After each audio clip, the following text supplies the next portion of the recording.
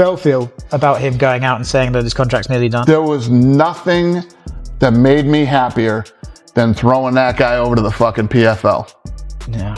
Let me tell you what, if we let guys go, feel bad for the fucking company that gets them. We let them go for a fucking reason. Yeah.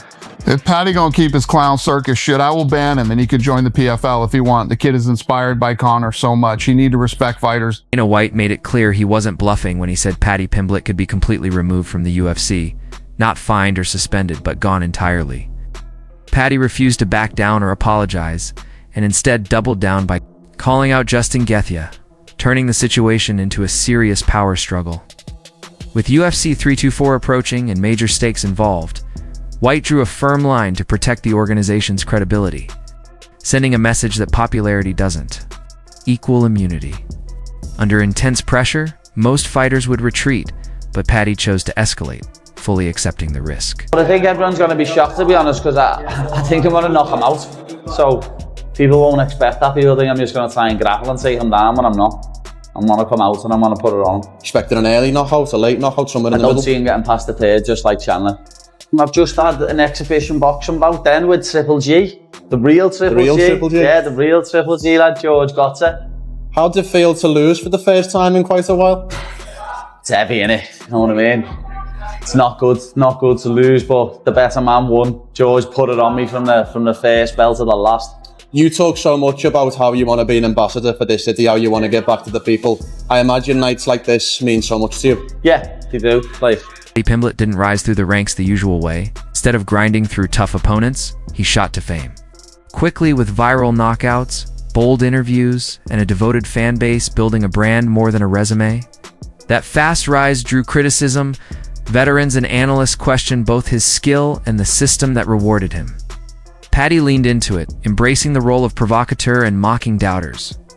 But each win added pressure, and each misstep fueled backlash. Now at UFC 324, it's not just about defending his record, it's about proving the legitimacy of the path he took. One loss could turn critics' arguments into validation. Labeling his stardom as manufactured and the hype as unearned. Gaethje as the actual UFC lightweight title. yeah, that's it. Because that's the belt what's in front of me, you know what I mean? I'm not going to do a Justin and throw it on the floor and say I'm waiting for the real one. This is the real one. While it is out of the cage, this is the real belt, and I'm coming to take it on with me. That's coming back to Liverpool, lad. It's a simple. Everyone expected Paddy to follow the usual script, shoot for takedowns, wear Gaethje down, and aim for a submission or decision. That was his comfort zone. But ahead of UFC 324, he shocked everyone by declaring he wouldn't grapple at all. No wrestling, no submissions. He planned to strike and go for a knockout. Facing Gaethje, a man known for brutal pressure, and punishing stand-up, this was audacious. Paddy boldly claimed Gaethje wouldn't last past the third round, comparing his power to past fighters who had hurt Gaethje, and insisting he'd finish the job faster. It wasn't just a plan, it was a declaration. Paddy wasn't trying to win safely. He was making a statement, daring one of MMA's most violent fighters to meet him head-on. Fans debated whether it was sheer confidence or reckless ego. But one thing was clear. Paddy wasn't playing by anyone else's rules. He was determined to win his way, even if it meant stepping straight into danger. And it's very respectful that you say that about Ilya Topuria, because obviously you guys have the beef, you have the back and forth and things like that. But what does that look like? Are you expecting to fight him like later on in the year? Do we even think we could see him, you know, before June or July? You never know. He might end up having to vacate, and I'm going to get promoted to undisputed champ when I have the belt, you know what I mean? Because I'm going to win this interim belt, so that could end up happening. And I could defend it against little posh ass if he's fucking got another win by then.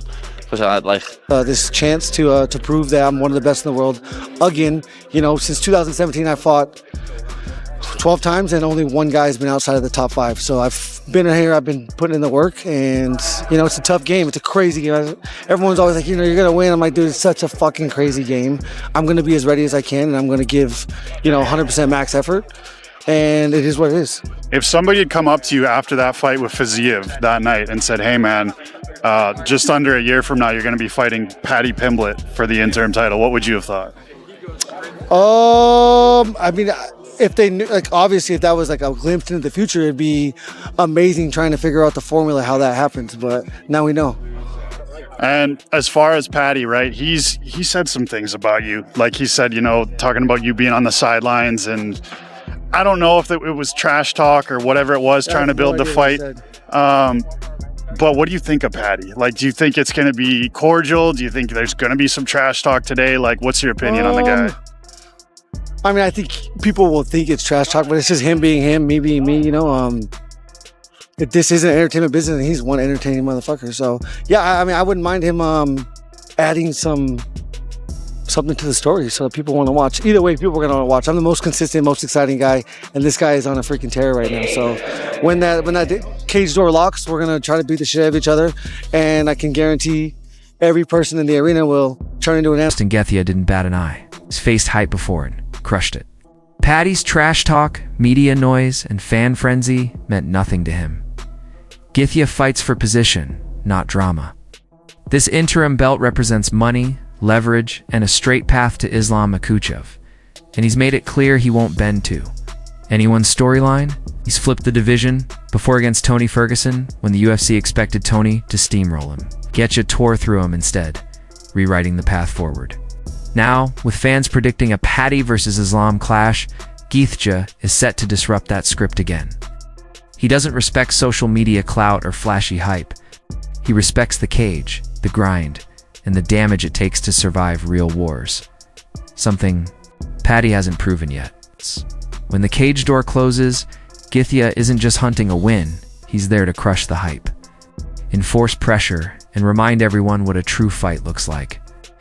For him, it's business, not personal. But in Gaethje's business, people get hurt. And he's willing to bury Paddy's moment to secure his own legacy. It's okay. Justin versus Paddy. That's an interesting fight. Justin said he's going to retire if he doesn't get the title fight. Ilya's going through some stuff to make an interim belt. Arman Sarukian. Where's Arman? The #1 ranked lightweight. And you're not doing a title fight with him while Andy's ready to go. UFC does whatever the fuck.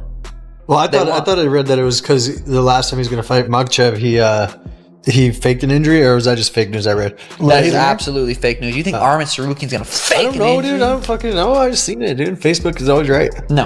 Arman is the #1 guy in the division, rightfully so. He should be fighting at least. Why the fuck wouldn't he then? Yeah, that's because UFC Paddy versus Gaethje is a bigger fight than Arman versus either of those two. Okay, it's a Paramount biggest first pay-per-view. I'm talking with my hands a lot. I got one. Justin Gaethje is at his deadliest in chaos, forcing mistakes with relentless pressure, punishing leg kicks, and non-stop forward movement that has broken fighters with sharper striking than Paddy Pimblett. Paddy, however, enters UFC 324 with unshakable confidence, choosing to stand and strike rather than grapple, speaking as if the belt is already his, and treating Gaethje as just the next obstacle. Some see that as reckless. Others see it as calculated.